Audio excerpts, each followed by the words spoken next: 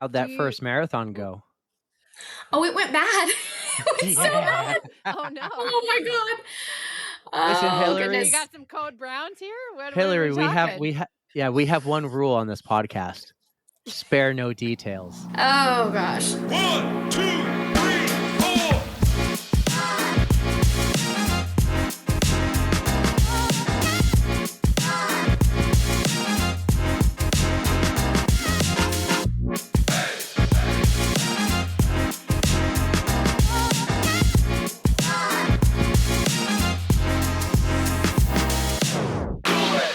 What's up, everybody, and welcome to episode 124 of the On the Runs podcast. School is back in full swing. It's almost full-time sweater weather.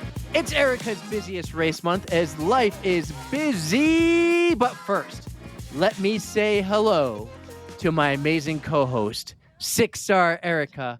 What's up? What is up, dude? Feel like I haven't talked to you in forever because I've been off the grid all weekend and you were making fun of me because that's the typical CEO response, right? Yeah. Well, you have been off the grid, but I'm sure you've been getting content on your phone, taking videos, lots of pictures you're going to be posting over the gram this week for us. I'll do better at Reach the Beach because do you Okay. know how difficult I don't have it to is worry to about not you at use Reach my the phone? Beach. I have Karen and Jay on at Reach the Beach to do that stuff. That's true. They do it for you. Jay's going to be busy driving the van, so I don't know how much stuff he's going He can to drive. capture. He can drive and do it at the same time. Safety I know he can. first, my friend. He's Buckle up. driving Buckle up, precious hands free. cargo. Sure. All right. Actually, we can get one of those things, and it'll just like record from the front of the cab of the van. Yeah. Get How's the everybody team? back. Is the team ready? Yeah, I think so. We have a full team. We are we are doing it with we have a full ultra team. Yeah, I mean we're as ready as we're gonna be. I mean it's a little late to keep training. I don't even know which leg I'm running. Is it this weekend or the weekend after? No, it's this weekend. I thought so. This weekend. So lots of people out there going to be running Reach the Beach. I know we got you, the Ultra Penguins. We have Team PMS, which is Penguins Marching South. We know there's like a badass Ultra Lady gang out there when that has a bunch of the pod fam we know. Nicole, Justine, Jen, Sammy. I only think they have 5 girls, actually. And they don't have a driver. Oh, it's going to be tough. I kind of offered to Nicole, like, do you need a driver? Like, if I can get a babysitter? She goes, no, we're fine.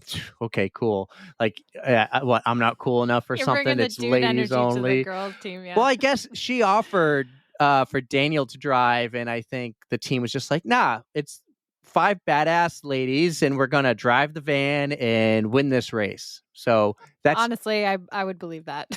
Probably they are speedy. Yeah. They're starting a good 4 hours after my team is. Ooh, I got a good goal. What? Don't let them pass you. Like they might beat you time wise. That's expected. But just don't let them pass us. But don't let them pass see you. Them. I'd love to see them. We'll see them at the finish line. Yeah, I guess that's fair. I mean, they'll catch up, but just finish before them. Honestly, that was our goal last year because last year was the first year the Ultra Penguins ran, and we had the original Penguins Marching South. They started at 5:30 in the morning, and we started at 9:30, and we were trying so hard to catch them, and we were only 30 minutes behind them by the end of the race. So we came so close. But yeah, we'll see if I mean, I'm not the speedy one this year, so we'll see if my team can stay ahead. Well, I'm speaking to everyone on both teams, on the Ultra Penguins and on this badass Lady Gang team, okay? Mm-hmm. If and when the pass happens, if it happens, I want a video of it. I want, like, let's say it's Sammy. One of them I know, Sammy and does not the great fifth, video shots. runner. I want Sammy to be running by like, got another kill. I killed a penguin. I will allow that because it would be really funny, but no penguins were harmed in the making of this podcast. What was the number one predator of a penguin? The leopard seal, you jerk. Leopard seal. That's right. Yeah, you'll have to go back and listen to an old episode for the meaning of that. I don't know what their team name is called, but I'm just going to call them the Leopard Seals as they're chasing down the Ultra Penguins, the Ultra Leopard Seals. It's going to be interesting. Yeah, at the very least, they may catch the other penguins too. We'll see. Yeah. You were just at another Ragnar race this past weekend. Didn't you do Ragnar Trail, and what was it, Vermont? Yep. Yeah, it was Mount Escutney. And oh my God, it was a blast. We had so much fun. We only had 5. No, we had 7. We needed 8. We had 7 and we made it work. I did an extra leg. So I did a 7-miler, 2 5-milers, and like just shy of a 3-miler. But let me tell you, I had so much fun on my first leg, which was the red loop, the hard loop, the long loop. And I don't think I've ever had that much fun on a trail ever. I don't know what was going on, but I just felt like I was flying. I didn't trip at all until the third leg, but had so much fun. These races, they're a blast, and plus the camping ones, I totally recommend you give it a try because it's. Can you take a camper? You may have to park it somewhere else. I don't know, but we had like a little tent city going on. Yeah, and they have you got pictures. I got some pictures. Yeah. Okay. Yeah. I want to see this stuff. Oh yeah, it's real fun. Plus, it's so much more laid back than Reach the Beach because you're not worried about like getting to the next transition on time, and you can have alcohol if you want. You can just like chill out by your Pink camp, Whitney. and so, I mean, yeah, you can do whatever you want. So it's really chill. And I didn't know anybody who was going to be there until race morning when I saw Celeste and all of her friends. Of course, it was a super fun surprise. How is Celeste? I didn't get to see her at Anchor Down. She was having a blast. She's just a bubbly sunshine with her purple and 2-colored hair. So I just love bumping into her. But she will be at Hamster Wheel if you so choose to drop by. I'm going to have to. At least to drop off the camper. And to pick it up. I got to figure that out. Oh, God, logistics. How big's your team right now? We have like 17. Like there's oh my God. I'm not even This is amazing. I'm so happy actually. We got a ton. Yes. We're gonna this is so cool. I could maybe hang out the whole time and have like dedicated babysitters for the boys. Honestly, well, Tara's going for 6 hours, so just come after that and Tara can babysit. Do you need me to bring the griddle and cook? No, because you have that ultimate like cooking aid station. That's right. They do have the aid station. It's pretty epic, so I'll just keep feeding myself grilled cheeses. That's awesome. Yeah, dude. That's going to be, You know what's funny? Oh my God. I have 39 years of my life. Mm-hmm. I've never had a grilled cheese. I've also never had like a quesadilla. I've never had real nachos. The vegan cheese. Right? But recently I've been exploring with vegan cheese. So Adeline goes to this gym that's down the street from Whole Foods, and they got all these really good vegan cheeses. And then I found them at Hannaford. So there's plenty out there. This wasn't a thing in the last 5 years, at least to my knowledge. Mm-hmm. Like this summer, I've started making pizzas with cheese. Mm-hmm. I like it. A little thick, but I like it. So it's different. I mean, it must be a different texture for you. Because I've had pizza my entire life, mushrooms, pepperoni, and sausage. Yeah. No cheese. It's awesome. But I had my first cheese quesadilla the other day. And what was the verdict? Delicious, I thought it was going to be harder, like if it was grilled longer. Ashley made it. But the whole point is I think I'm going to try a grilled cheese soon, too. I haven't done it, but I should try a grilled cheese. That's just bread, butter, and cheese, right? I have dairy-free butter. You can actually make it. Some people make it with mayonnaise. It makes it less greasy. Instead of cheese? Instead of butter. Instead of butter, yeah. So, yeah. I haven't actually tried it that way. And so recently, I've been having like a ton of dairy-free chocolate out there too now. And I love it. You were just going apeshit, aren't you? It's so good. It's like I can eat all the foods now. I know. Like I will buy. So there's really good dairy-free ice cream. There's always been dairy-free ice cream, but it used to only be like 1, maybe 2 brands. Now every brand makes dairy-free ice cream. Good. Ben & Jerry's. I think my favorite now is the Cherry Garcia. Mm-hmm. It's up there with what's the one that Doozer likes, and I really like it too. I just can't think of the name. Was it Fish Food? Fish Food. Was it? Yes. But you know what I like to do is I like to take those little mini chocolate, like you'd put them in chocolate chip cookies and stuff. I don't know what they're called, but little pieces of chocolate. They're pointed, chunks? They look like a Hershey Kiss, but they're much smaller, right? It's pointed like a tent. It looks like a tent. Chocolate chip? Yeah, chocolate chips, I guess. Yeah. So, I mean, you're talking to a guy who's never had chocolate his whole life. But okay, all right. I will take the little mini ones and I'll pour it in the ice cream. Mm-hmm. I'll put it in the ice cream, and then You know what I should get? I should get sprinkles. And for those of you who don't know what they are, they're Jimmies, but we call them sprinkles up here. And rainbow sprinkles, chocolate Jimmies. Yeah. And we went to the zoo. I was disappointed though, because the day we went to the zoo, we also went to Faneuil Hall, and everyone got ice cream, and there was no dairy free there. It was like, oh, but I wanted it with like all the good stuff. So I think on the way home, I got some dairy free Ben and Jerry's Cherry Garcia. The fish food's hard to find. So when you see fish food, get fish food. But when it's not there, Cherry Garcia, anything with like peanut butter and banana, chocolate swirl, fudge. Thou shalt always buy fish food if available. Yes. Words to live by from Ryan Van Duzer and Eric Knutnen. Perfect. But hey, we got a really cool, really fun guest today. I think you and I were both pleasantly surprised. We learned things about her that we didn't even know. Like apparently I didn't do enough of research or homework, but big New Hampshire ties or connection or something. And I thought we were talking to some Southern Texas girl. That was a real surprise. I had no idea either, but it is so fun to learn about our guests when we have them on. So everybody, we have Hillary Burgess on the podcast today.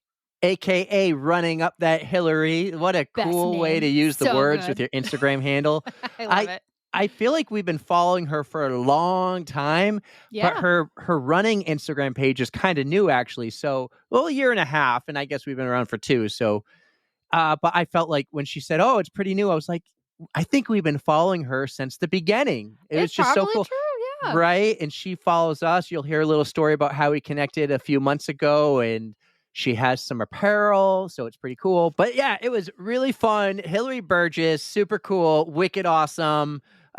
She's going to be a New Hampshire resident one day soon. I know it. I shouldn't have given that away. It's too nice here. Guys, she's got to come back. Enjoy Hillary Burgess on the On the Runs podcast. Our next guest on the pod has been running since 1999, and over that time, she's racing over 60 half marathons, multiple marathons, including last year's Boston Marathon in 2023. She's a Texan, a mama too, a run coach, and when she's not running, she's winning T-shirts from podcasters on Instagram. We're wicked excited to welcome Hillary Burgess to the On the Runs podcast. What's up, Hillary? I mean, On the Run sucks. Y'all are the worst. She did it. So, I'm here anyways. Here I am. You're doing us a solid. I appreciate it. Thank you so much for coming on. I always joke, like, you could say whatever you want. You can say we're awesome or we suck. And I kind of just dared her to do it, too. Yeah. She did. You win. Hillary gets points. Yeah, you could be like, On the Run's totally blows. I only think about it when I'm on the toilet now. Oh, man. But Hillary, hey, did I get your last name right? Burgess, yeah. Oh, I think I did. I thought of it as I was going through the intro. I'm like, I didn't ask her for the correct pronunciation. No, you got it right. A lot of people say Burgess, but it's Burgess. I love that. Yes. Erika, look at me go. I'm so proud of you, dude. But welcome to the podcast, Hillary. You fit right in already. I mean, you're already making jokes, so this is fantastic.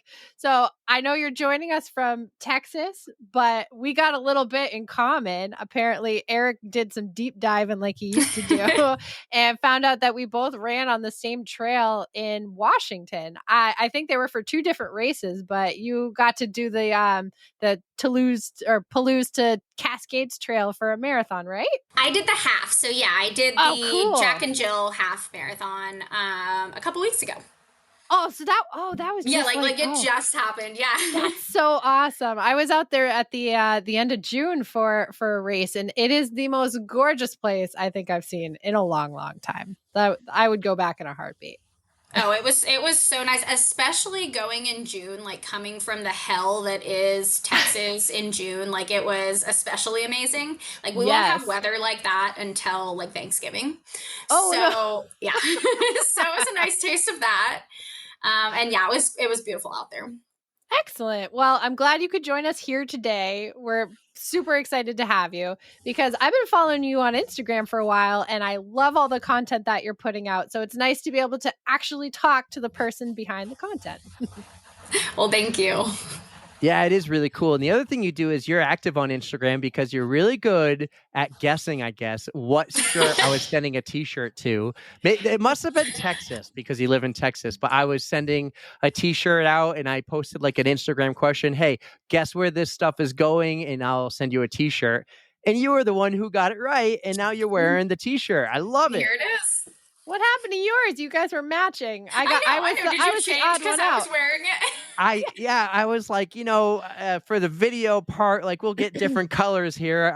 You'll have the amazing, beautiful On the Runs blue. Erika will have same color. White. No, this is like boring gray. Oh, in the lighting, it looks like literally the exact same color. It does it did not do what you were trying. Yeah, if I put it up to that On the Runs, poster there, it kind of looks the same. It is gray. It's an illusion. Oh, okay. Yeah. No, to be honest, it kind of was smelly because we just went for a run and I threw it on and then I took a shower and I put it back on and I'm like, that wasn't smart. So, it needs to go in the wash. That's fair. Yeah. I'm That's like, we're going to have this long, fun, engaging conversation with Hillary and all I'm going to do is smell myself. Yeah. Who wants that? Especially, I don't want you to smell me through the mic. I don't know if that's a thing, but if in case it was, I don't want you to smell me. That's why I'm glad we do this virtually so I don't have to sit next to you. But Hillary, this is so cool how we've connected through social media and the gram. Why don't you fill us in a little bit on who you are? You're a Texas girl, I think, or are you? Yeah. Where are you from? So I was born here in San Antonio. I moved to Arizona. My dad's from Arizona. My mom's from Texas. So it's been kind of a back and forth forever. I grew up in Gilbert, Arizona. So from ages of 6 to 18, I was in Arizona. And then I came back to Texas as soon as I could. I went to school in Austin and I moved to San Antonio about 10 years ago. So I have no plans of moving back to Arizona, but I did spend about half my life out there. So you mentioned to me earlier that you're familiar with the New Hampshire area because you got married up here. So how did you meet your husband and how did you come to get married in our area? So my husband is about as native San Antonian as you can get. Like his family has been here since they originally came from Spain in like the 1700s and it's as like pretty deep roots in San Antonio. So neither of us are from there. We are both total Halloween and fall people. Mm-hmm. So everything fall, we always had dreamed of going to New England in the fall, and we finally did. We took our kids out there.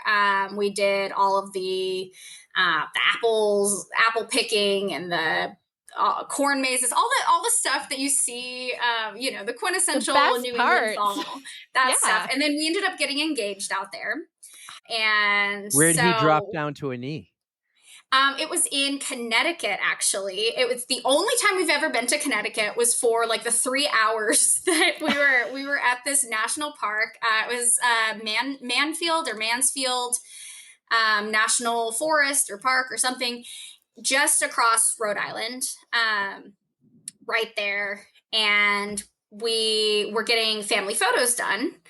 And I set the whole family photo thing up. Like I set it up. I had no idea that this was coming. And so that's where he ended up proposing. And when we got back to Texas, it's November and it's 75 degrees.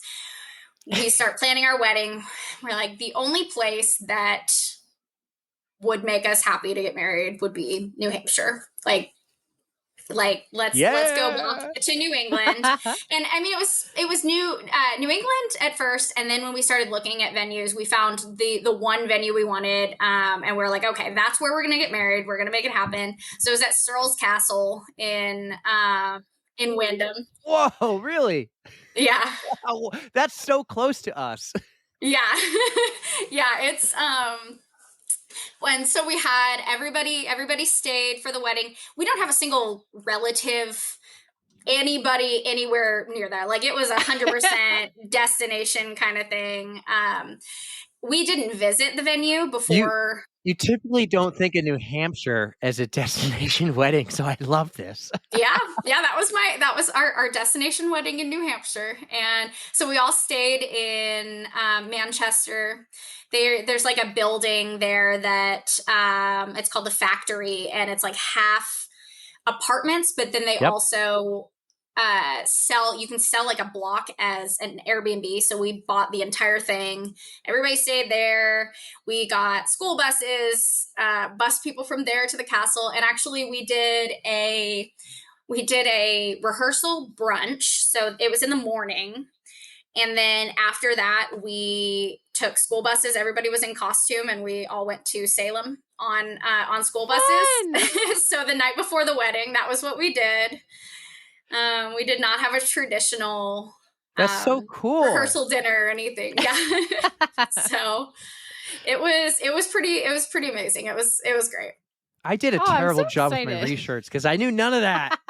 Well, I dug it out. She brought it up to me. I don't post a whole lot. The only thing I really posted about it, so I did the New England half marathon, the Delta Dental one, that ends in the right in front of the state capitol. Yep. Yeah. So I did that, and I did that in a wedding outfit. So I wore a white dress and a veil and a sash. That was the week before. How cute. So that was pretty. And then I posted, and then the only other picture I think I posted was me in my wedding dress with running shoes on.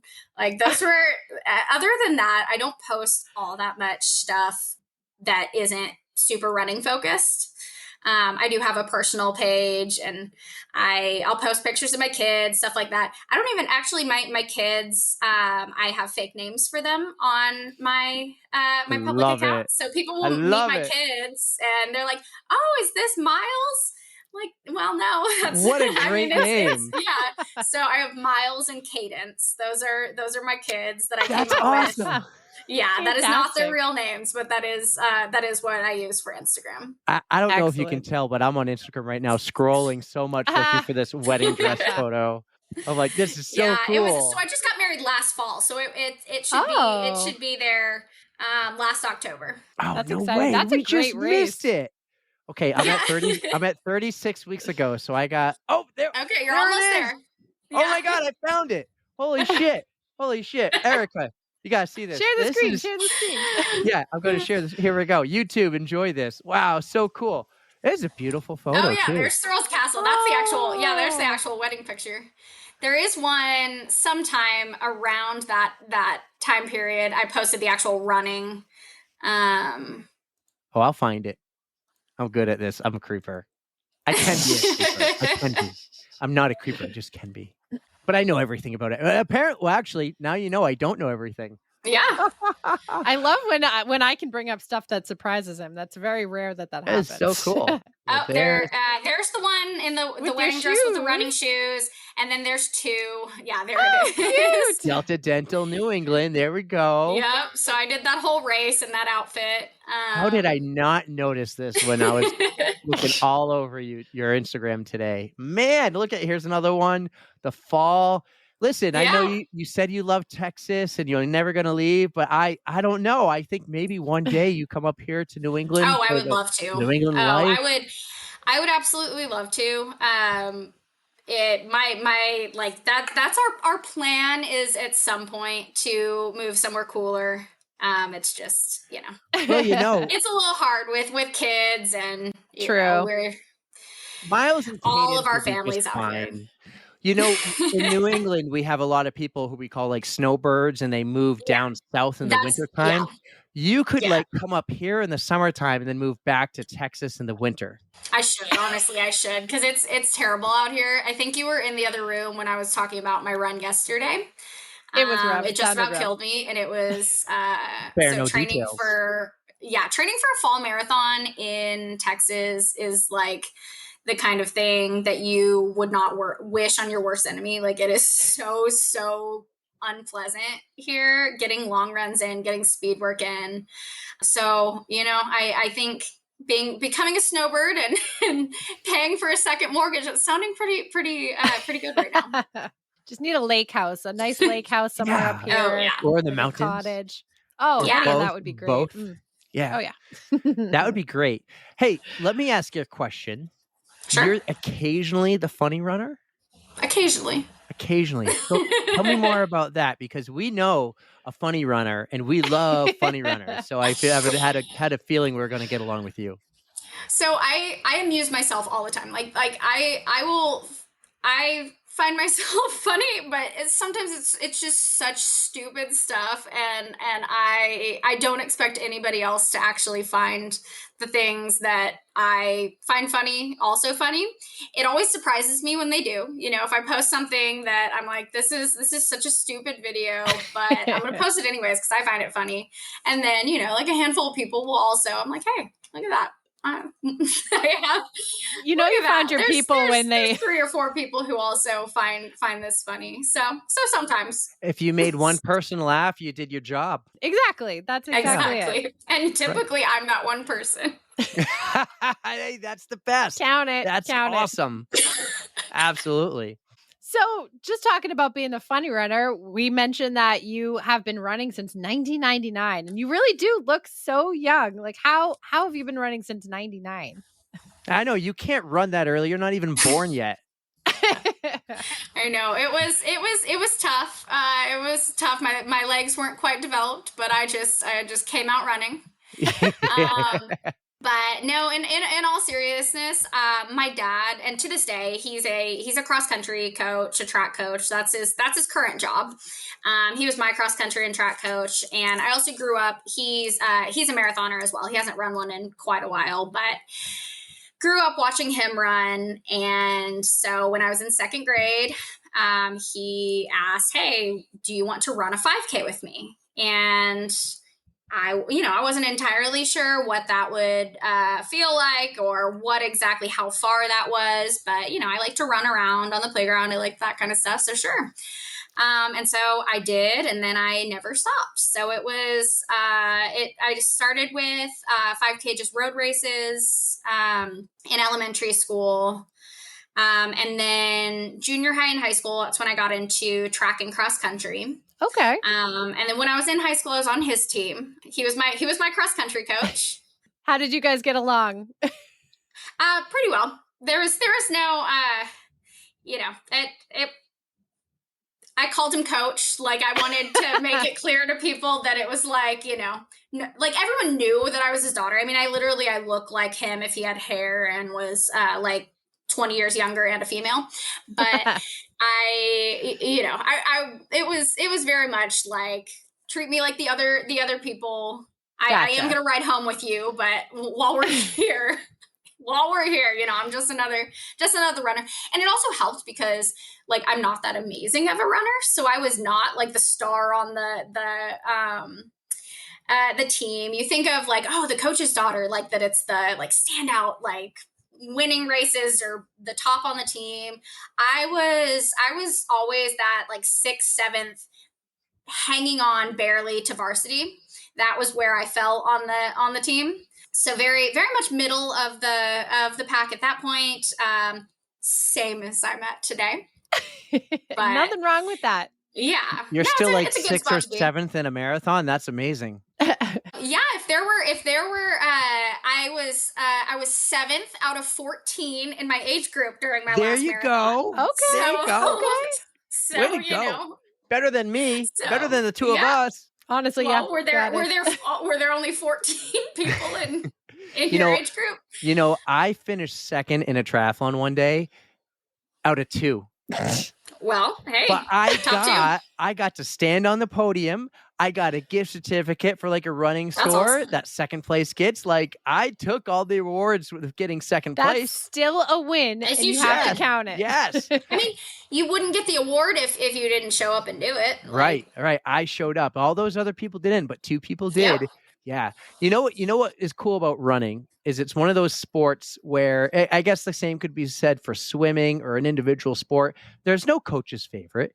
Like if you're a hockey player, I grew up playing hockey, coach's favorite might be first line center and he might not earn it or deserve it. And there's other players better. But all you're going to do out there as a runner, if you're going to be like the top runner, you need to finish first. Run. Coach can't play favorites in running. Yeah, no, that's very true. So honestly, it was a great experience being on his team. I volunteered with one of his meets last week. He turned it into an actual track meet, but it started off as just their fall time trials. Okay. But he made it into like a fun event. It's the Twilight Mile at his school. And so they, so I volunteered at that, and I was just telling all the kids, you know, I was on my dad's team before y'all were born. That's cool. So he still coaches. That's awesome. Yeah. He's still out there. You coach too, right? I do. I don't coach at a high school, which is probably good. I think it takes a special kind of person to work with teenagers, but I coached this past fall with my run club. So I'm part of San Antonio Roadrunners. We have 3 seasons in the year. And our spring one, it's called Pick Up the Pace. So I was one of the coaches for that. And then I also coach just individually as well. That's awesome. All right. So you ran your first race, a 5K, 1999. A lot of runners who I've met over the time, they're like, oh, I ran like a fun 5K somewhere, and then I went 20 years between never running. How was if your dad was your coach and you were like, how old were you in 99? 6 or something? 7. 7. How did that running evolve? Did you continue to run throughout the childhood to school? Like, were you doing races, or were you just like Yes. going on runs with your dad and joining the cross country team? How did your running evolve and expand throughout all those years? Yeah, so no break. Definitely no break in there. I don't think I've ever gone. I mean, there's been some lulls where I only race like maybe once or twice a year. Mm-hmm. But I've never gone more than that without racing. So, I went into cross country and track in junior high and high school. And then in college is when I started getting into half marathons. And I focused mostly on half marathons for about 10 years. And then I ran my first full marathon. It was about a year after my youngest was born. So I was 30. I had 2 kids when I ran my first full marathon.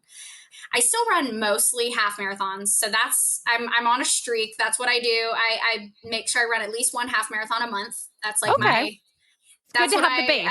Keep the base. Yeah. That's what I make sure that I do every single month. And Berlin will actually only be my 6th full marathon. You got Berlin coming up. Yeah. So not a super long marathon veteran, but have definitely been in and around the sport for most of my life. And my dad, before I even started running, he actually ran his first marathon when he was 12. So what? Yeah, you were allowed to do that back then. It was 1980, so you were allowed to do that. Like there was no rules. Like they're also they also hadn't like invented goo or anything, so it was just kind of like have a different sponge, and that's what you get. Yeah, like that was as close to any sort of aid station as they had, where like people giving him a sponge, but. Then he took a little bit of a break between that, and then he started again in his his early to mid 30s. He started again with marathons. So like as a kid, I was watching him run marathons. Mm-hmm. I had a poster of Steve Prefontaine on my wall, like right next to my Green Day poster. Like this, I mean, it was like raised like the patron saint of running, like very much ingrained in me. And my siblings ended up turning away from it, so it was not a foolproof thing, but my dad did get one of us. So well, you had a great role model to look up to, so that's good that it kept you motivated and wanting to keep on with your running journey. Oh, it's great. And he's still I'll send him my runs. He goes to my races. He was at my last marathon in March. He's been at all my marathons except for Boston. So Boston was the only one that he was unable to make it to. He missed out. But he won't be at Berlin. But he will be in New York. Whoa. Yeah. What a list coming up. And so New York, he actually ran the New York City Marathon exactly 20 years ago. No way. The 2024 date is super special. So I'm excited to finally be doing it. Oh, and he's going to be there. I know. Yeah. I'm super excited. We'll get to marathons later, but you seem to be like the half marathon expert. You've run over 60. So one thing we like to do is talk about like some amazing races. What are some of like the best half marathons around the country to go to? Because besides the nice New England one that you went to. Yeah. I would 100% do that one again. Like I would run that if logistically I could make it happen. I would run that one every single year. It was I love point to point races. Like they go so much faster.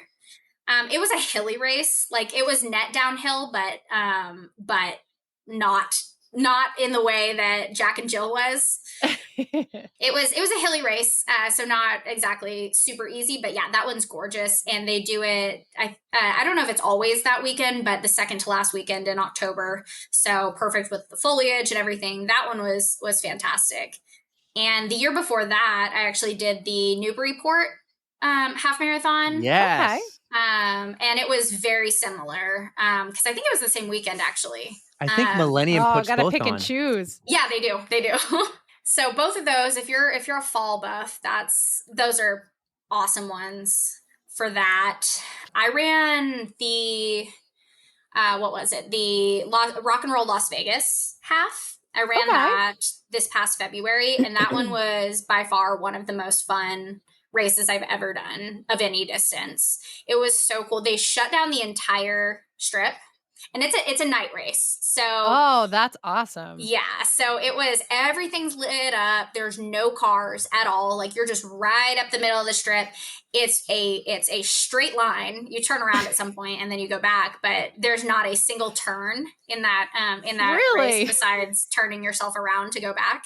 Yeah, it was and it was just so cool. Like all of the iconic Las Vegas signs and hotels and attractions, everything is right there. Everything is visible during the race. So that one was really, really cool.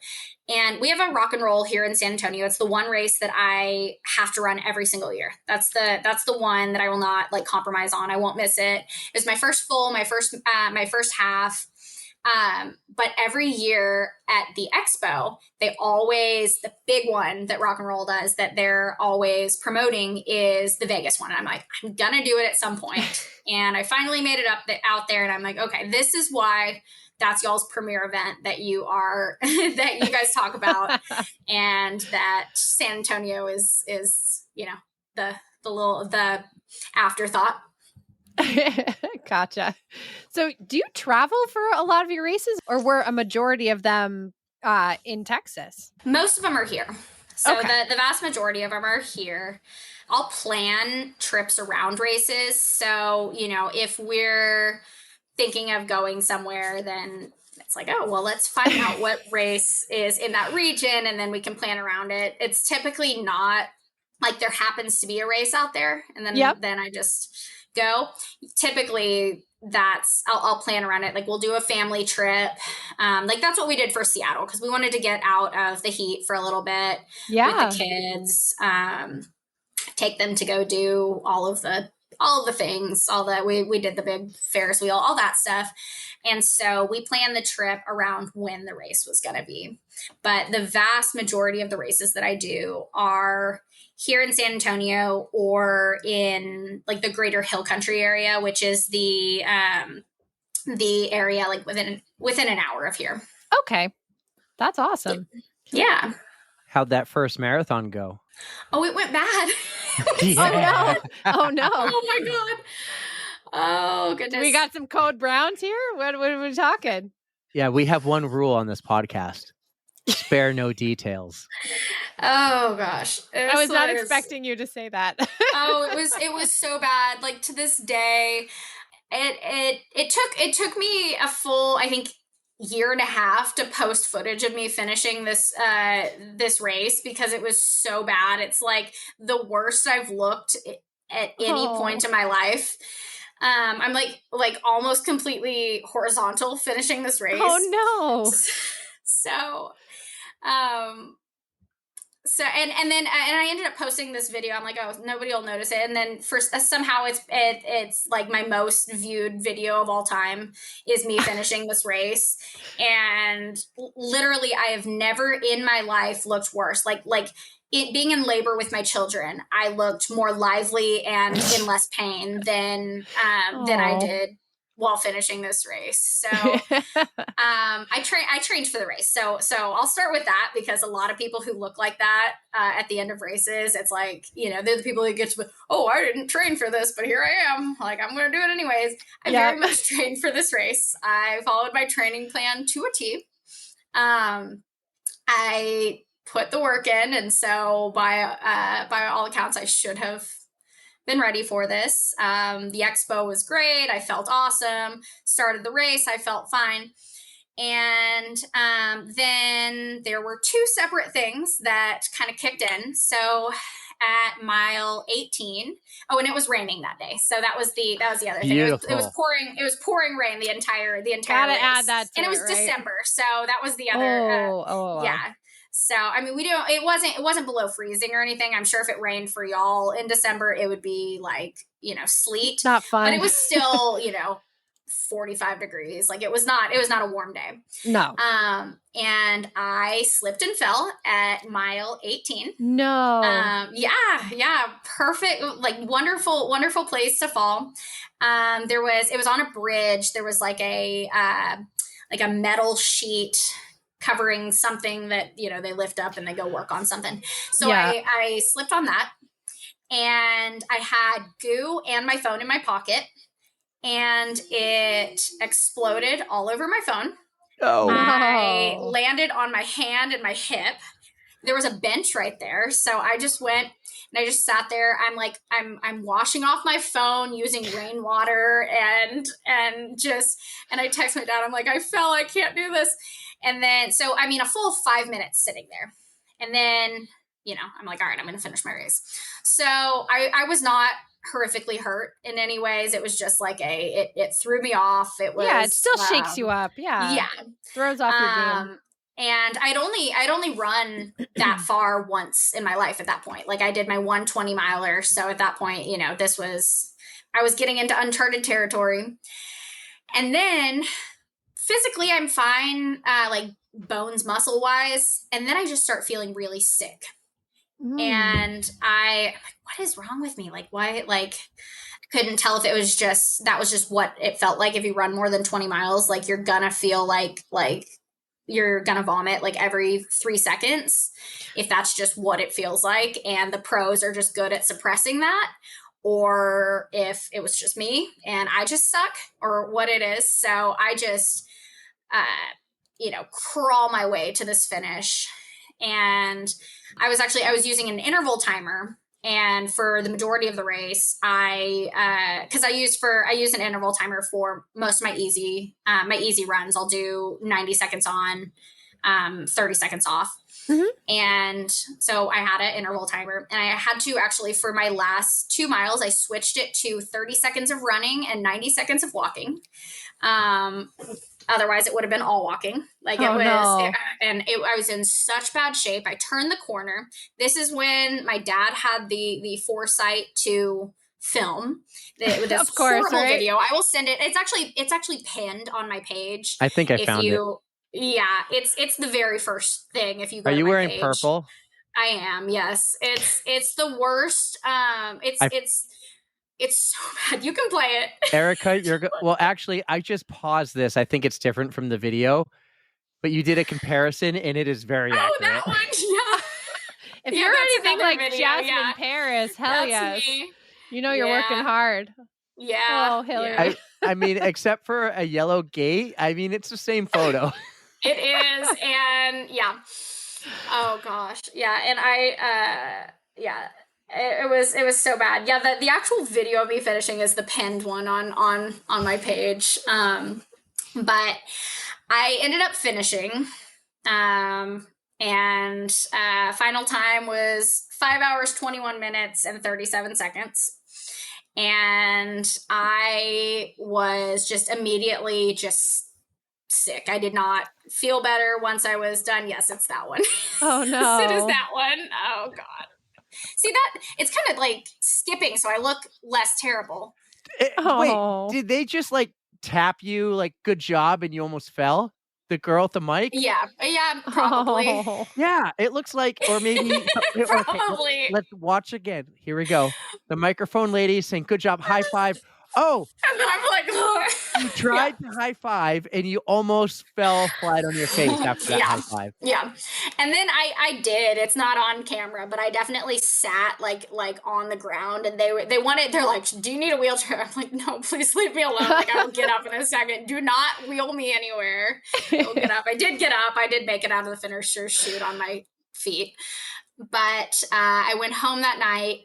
I just could not stop sweating. Oh no. And I ended up like, I was nauseous and I was shaking and I was sweating, and I was like, I know marathons are not supposed to feel good, but like this, I think this might be beyond that.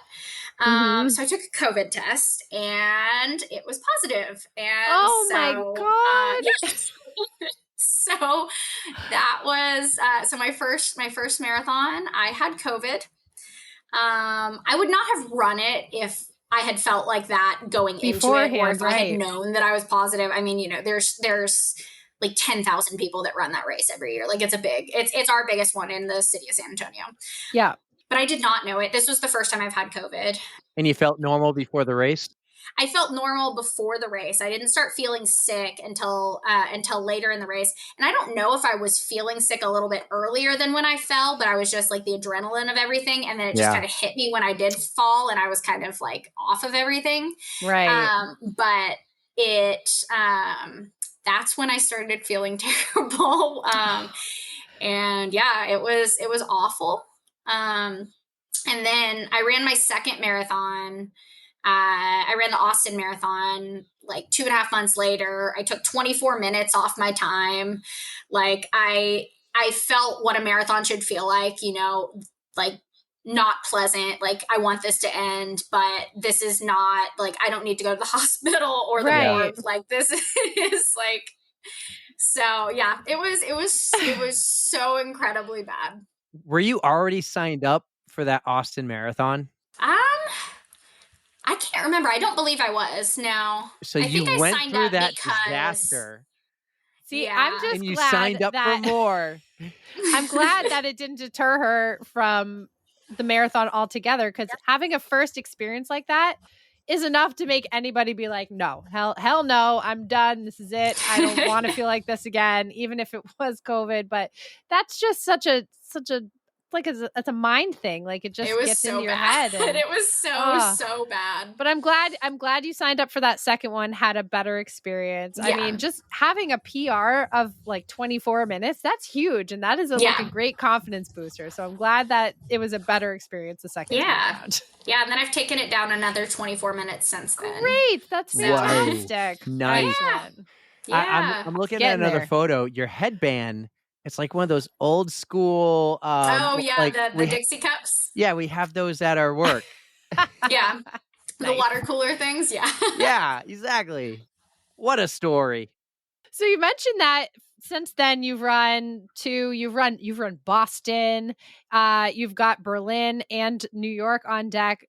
Can I assume that you're going to go for all the majors, or are you just doing like whichever ones that you feel like? How do you choose your marathons? Yeah, I definitely plan to do all the majors. I don't know how soon I'll be getting to Japan or England. And actually Berlin came kind of as a surprise for me. So my best friend, she was the maid of honor in my wedding. Mm-hmm. She got engaged, and they decided, despite well, actually, it's no crazier than mine, because we actually had only been to New Hampshire for like 4 hours one time, and we decided to get married there. She's never been to Portugal. And they decided, hey, we're getting married in Portugal. Yeah. And it's not as nice as New Hampshire. It's a different kind of nice. Honestly, I like my like gold standard is New is Hampshire. New Hampshire. Like, I know you're being facetious, but that is it. Like, if I could live in like a Thomas Kincaid painting of fall, which is essentially what New Hampshire is in October, like that would just be like heaven for me. But then Portugal, obviously it's also going to be beautiful. It's on a vineyard. Like, yeah, it's going to I'm sure it's going to be great. Yeah. And then she tells me the wedding date, and it's September 21st. I'm like, so I'm going to be in Europe at the end of September. You know what happens in Europe at the end of September? It's the Berlin Marathon. And I realized it was exactly a week after she was getting married. My husband and I have not taken our honeymoon yet. Our honeymoon, we did for like a registry, because we were both in our 30s. We already had kids, everything when we got married. So our entire registry was a honeymoon fund. Mm-hmm. And we hadn't done anything with that. And so we're like, you know what we should do for our honeymoon? We should go to Carly's wedding. That's my best friend, Carly. And then we should meander our way across Europe and end up in Berlin. And then I'll run the marathon. Awesome. And that is what we're doing. So I signed up for a charity because I wanted it to be a sure thing. Like, I did not want it to be. Yeah. So does he run too then with you, or is it just you? Nope. He makes me breakfast when I get home from a long run. He tells me I'm insane. He watches our kids so that I can go be gone for multiple hours. What a good man. Good man. Yeah. He's very supportive. He does not understand it, but he is very supportive. Sounds like my boyfriend. Cool. He's just along for the ride. Yeah. Especially if you get to take him to some pretty cool places. So yeah. Berlin is one of them. Yeah. Yeah. So the fact that I'm doing an overseas race at all was not part of the plan. Like, it's just like a very happy, like it happens to work out. So as much as I want to do the 6 stars, I don't know what the timeline's gonna look like for that. Well, you got as much time as you need. There's no expiration date. For sure. So it is on that. I think I have a lot of things I want to do here, like in North America. Oh, definitely. That are easier to go, because being away for a weekend is so much easier. Chicago. That is one that I think will probably be the next on my major journey. And that will probably be whenever I do want to do it, I'll probably do charity as well, because I don't like the guesswork of like, maybe I'll get in on a lottery. It seems like so many people go for these lotteries now. Oh, yeah. Like, they're the most that have ever applied for a lottery, and like 1% get it. But I mean, it's like Wayne Gretzky said, you don't score in 100% of the shots you don't take, right? Yep. Yeah. It's crazy because I was originally, my first marathon was actually supposed to be the New York City Marathon in 2014. Oh. And I had no idea what the lottery was like. I just signed up for it, and then I got in, and I told my dad, I'm like, hey, I'm running the New York City Marathon. He's like, what? Like, oh, is that a big deal? Like, because this was right when I had graduated from college. Like, I'm like, I've been doing some half marathons for a while. Like, I should do a full marathon. My dad did the New York City Marathon 10 years ago, and he's from New York. Like, that looks like a good one to do. Let's sign up. And then I get the thing. I'm like, oh, cool. I got in, and I assumed it was like a 50-50 chance or something. Like I had no idea what this was. Story with that one, actually, I ended up pregnant with my oldest, and I was incredibly sick for the last like 2 months of my training cycle. And the actual race day. So it is not something that I ended up running. Gotcha. But I had no idea. Like, as somebody who had not run marathons or paid much attention to what like the world majors were, whatever, I had no idea what the field looked like. And that's the only time that I've really like entered a lottery and gotten in or really went with that. So everything else has been, I'm like, I'm just going to find a different way in. Well, you do that by charity, and you raise money for the Boston Marathon, which is a lot of money. Yes. That's the hard one. Yeah. Give us everything. Spare no details on Boston, from how you got in, all the way traveling, race day, everything. So that's another crazy story. So love the crazy story. You're bringing it. So She understands. Yes. I found out I was going to be running Boston. That year, Boston was on April 17th, and I found out on March 16th that I would be running. Whoa. Yeah. So here's how that happened. Oh no, that's only a month. Oh. Yeah, no, the entire thing is insane. So I started my running Instagram account in January, and I started connecting with people, and I met somebody who was running for charity. I'm like, oh, that's pretty cool. Like, I should ask him how he got there. Like how did that work, so that maybe at some point in the future I can do that. Mm-hmm. And he told me, he's like, what's most important is having a personal tie to a charity. And that's what makes all the difference when you're applying, when you're raising money, like all of that. And so immediately my mind went to my daughter. I call her Cadence on social media. So she was born with a heart defect, and she was born in March of 2021, and she had a heart defect. She wasn't able to eat because her aorta was wrapped around her esophagus. So she had a G-tube. Yeah, for the first few months of her life, like she was essentially just starving to death before we got her diagnosis. And then they put in a G-tube, and she was able to eat, gain weight. And then when she was 15 months old, she had corrective surgery. And so they went in, they actually cut her aorta, they rerouted it, put it where it's supposed to go. Oh, wow. And her esophagus went from like the coffee stirrer straws to like a regular what it's supposed person. To be, right? Yeah. Oh and so my mind automatically, I'm like, okay, well, I want to do something children's heart surgeries or defects, something like that, something that can give back to, because there's so many kids who do not have it as good as she did. Like, she had her surgery and she's made just a full recovery, which is amazing. Great news. So I started just researching. I just went on Google and I found a charity. It's a Boston-based charity. I think a lot of them are. And it's called the Joseph Middlemiss Big Heart Foundation. So Joseph Middlemiss was a little boy who was born with cardiomyopathy, and he died when he was 6 years old. And his parents started the foundation in his memory. And this was March of 2023 that I found the website, and they still had they'd never taken down their application for running for their team for Boston. So I wrote in, I'm like, hey, I'm sure y'all have a team for this year, but I'm really interested for 2024.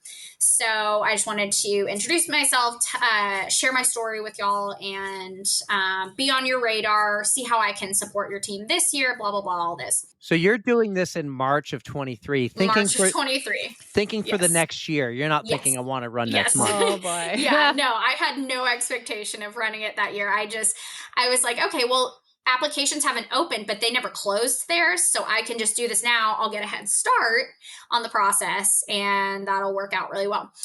And then I get a call from the person in charge of all the charities, Susan from Charity Teens.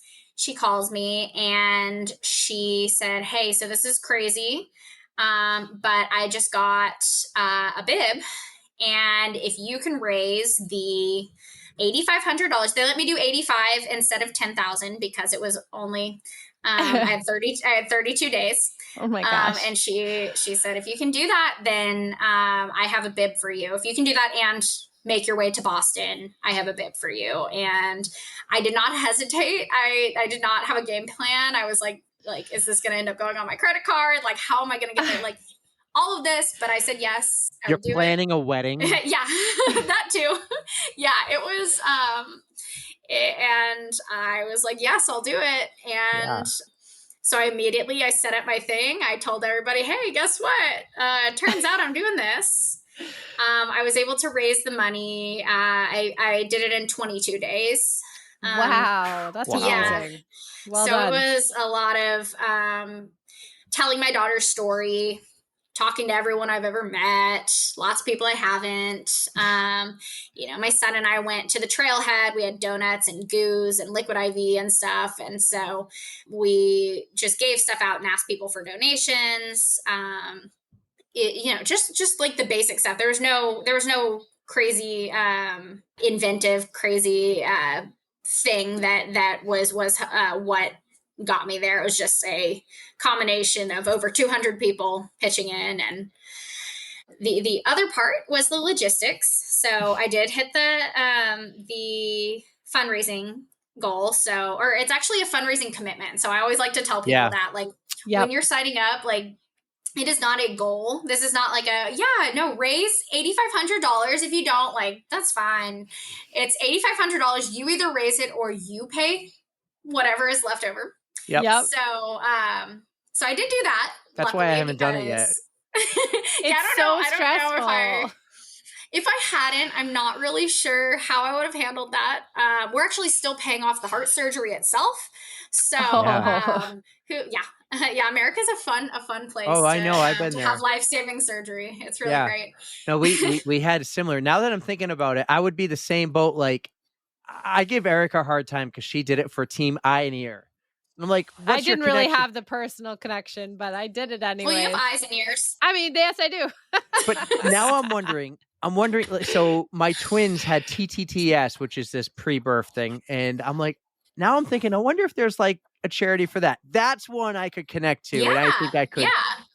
I'll research, but I'm still scared of the 10 grand. If I do, I'm going to call you and I'm going to have you help me raise it in 22 days.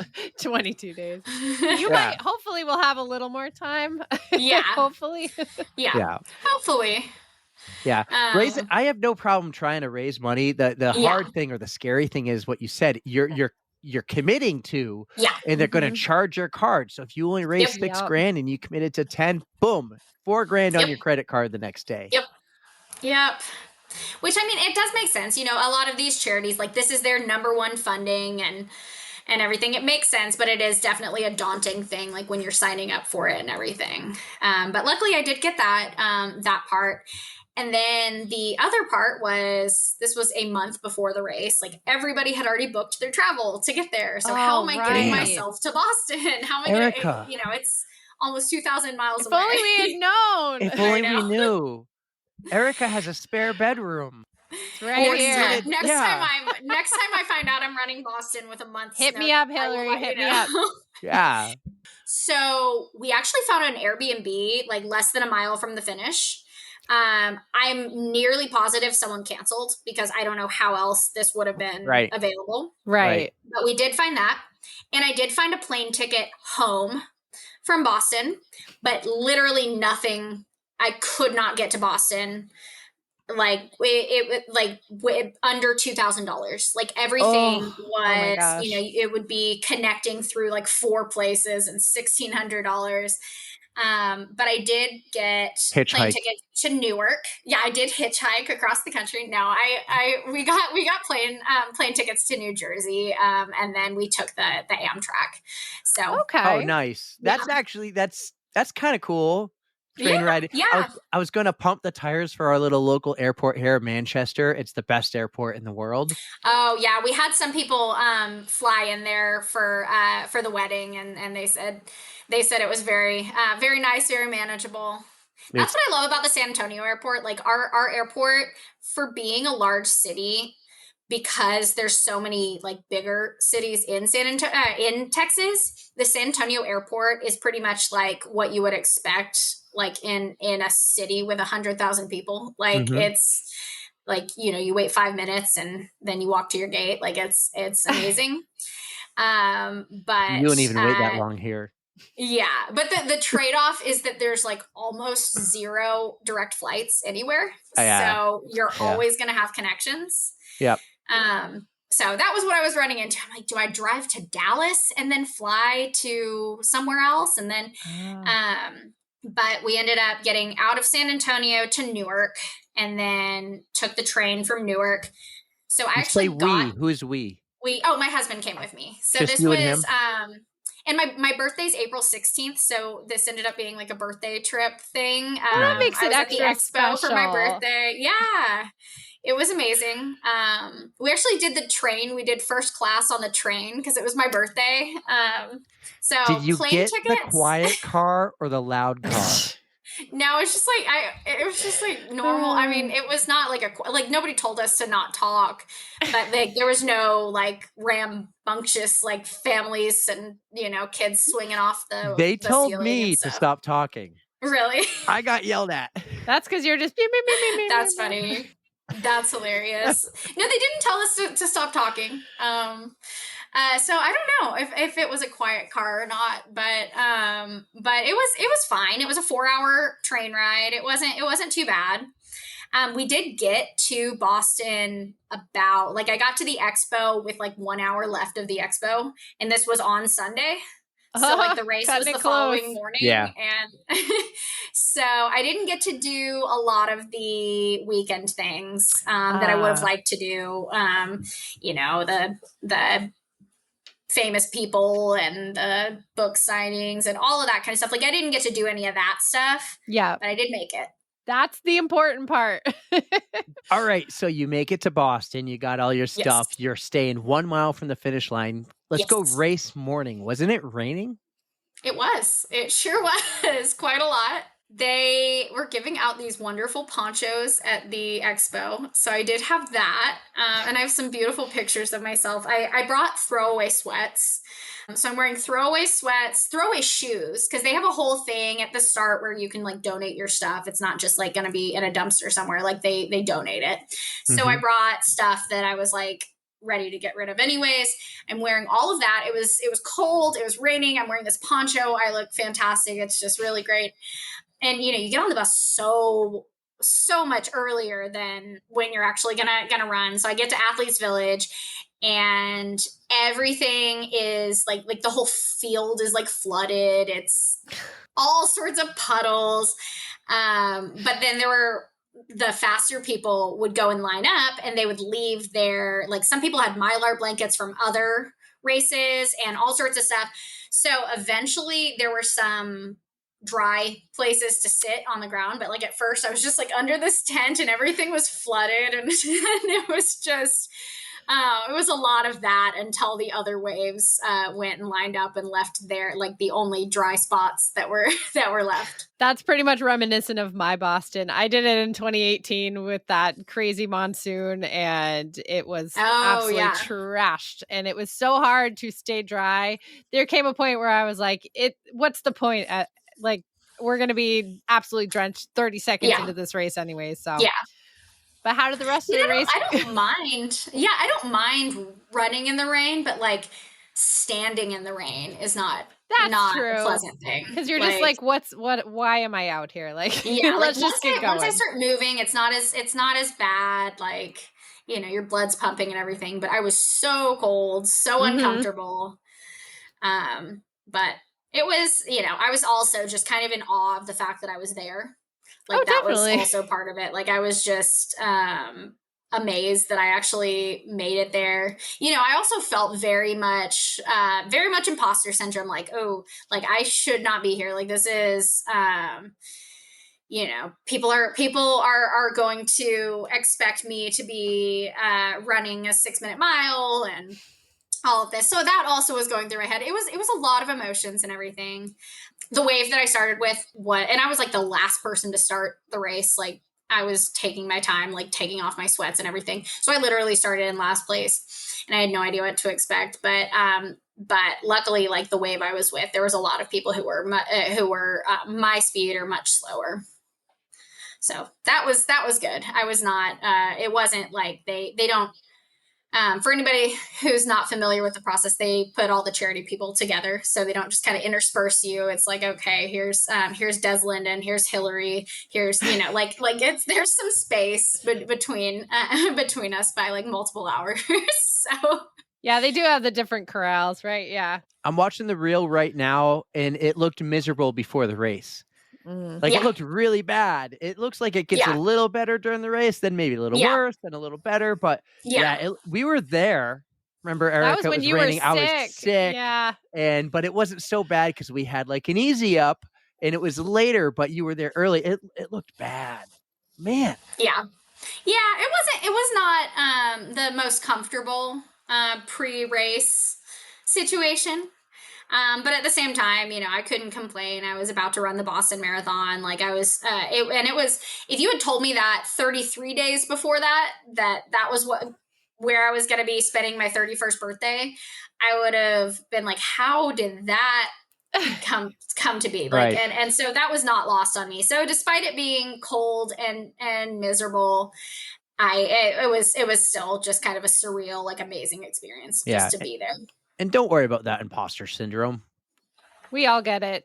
Yeah. All the time. Yeah. Yeah. You're out there. You raise the money in like record time. You deserve to get be to there. go out there and run the race and get the medal. That's so cool. It's a good thing you did it last year because this past year was horrible weather. It was way too hot. Yeah. Wicked hot. Yeah. She's used to it with the San Antonio weather. That is true. And that's what I was telling some of my runners that I'm training for. And there's 3 people that I'm training for the New York City Marathon right now. And I told them, because I ran with them a half marathon here in San Antonio the first weekend of August, and it was terrible, and it was so bad. And I told them, I was like, the hottest day in New York City history in November on record is better than whatever this is. Like, they can have a heat wave, but it's still November in New York City, and it's not going to be 102 degrees and 60% humidity. Exactly. So that's the thing. It doesn't make it pleasant. Like I don't go out there, I'm like, yeah, hell yeah, I'm in my element. It just, I know I can survive it. Yeah, pushing limits. That's exactly it. So how did the rest of Boston treat you? Did it live up to the hype? It did. Yeah, it absolutely did. I know people want me to say that it didn't, and that there's better races to go sign up for and whatever, but it absolutely 100% did. And anybody, I recommend everybody run it once at some point. If you're not in a place to qualify, the charity route is definitely intimidating, but it is so very worth it.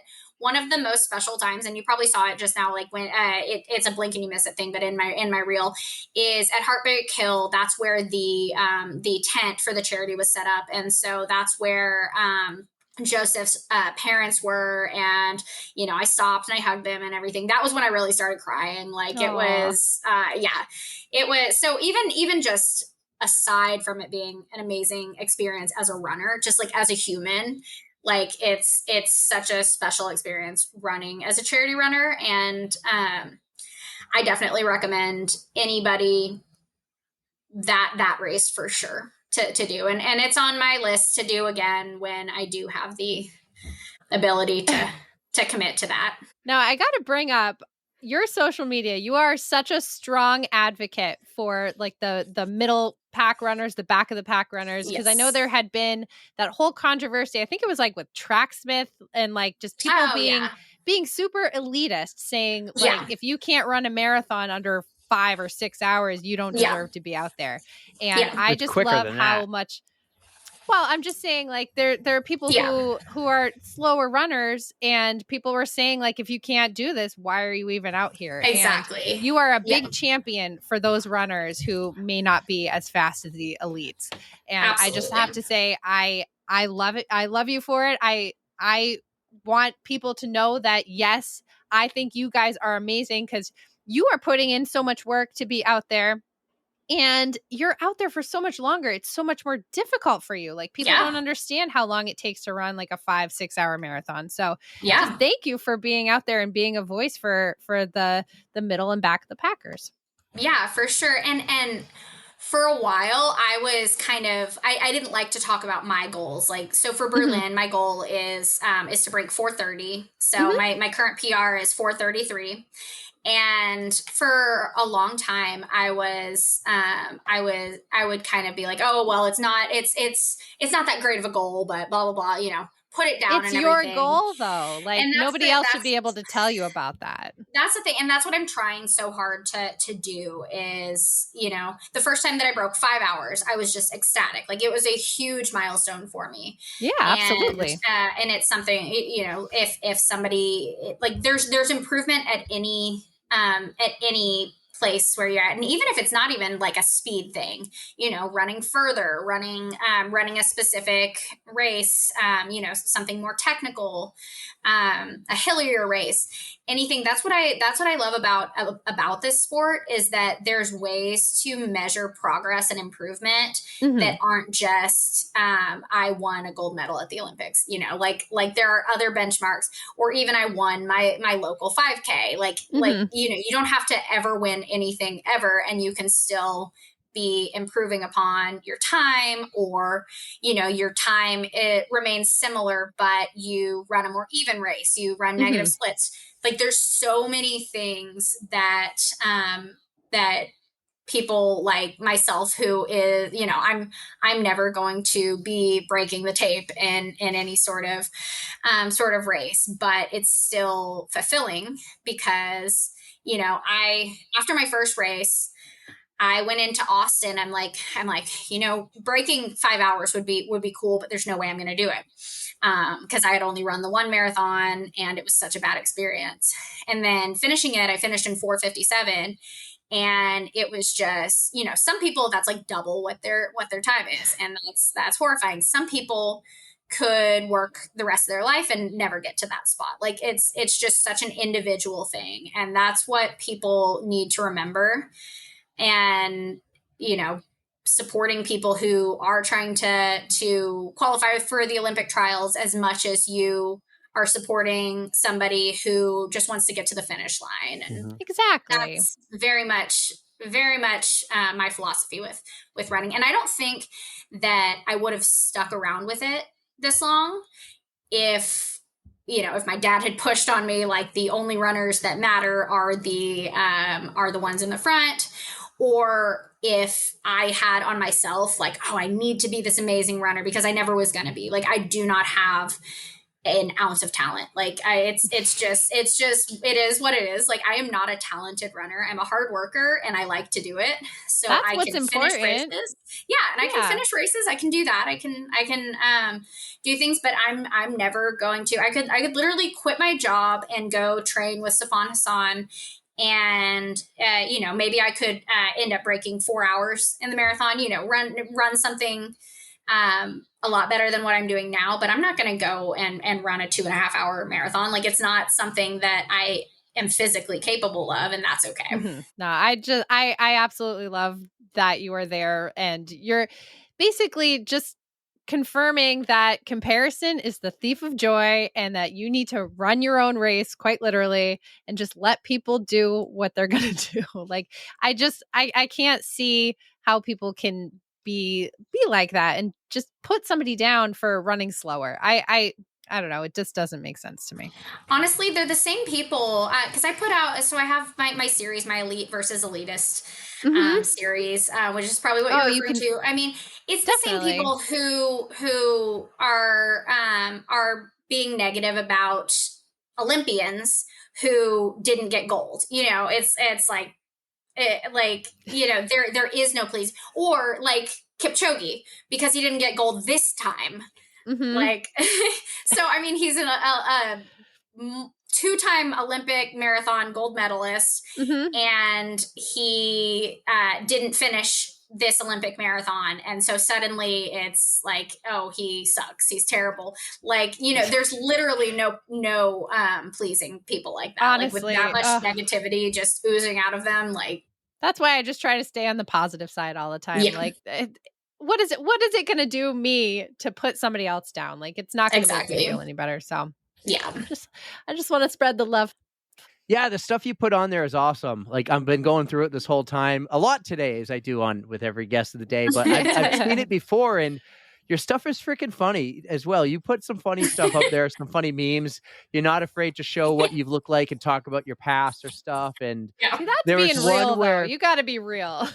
Yeah, well, there was one where you like put your name up there with Elliot Kipchoge and Des Linden, and then you got this other one. It looks like you're hanging out with Kara Gosher and Des and stuff. And you like, yeah. Oh yeah, I'll Photoshop myself into all sorts of pictures. Yeah, no, one of my favorite things is to make fun of myself, and that goes back to being occasionally funny sometimes. I love it. Occasionally the funny lover. Occasionally. The funny runner. You met Shalane Flanagan too. It looks like an airport. I did.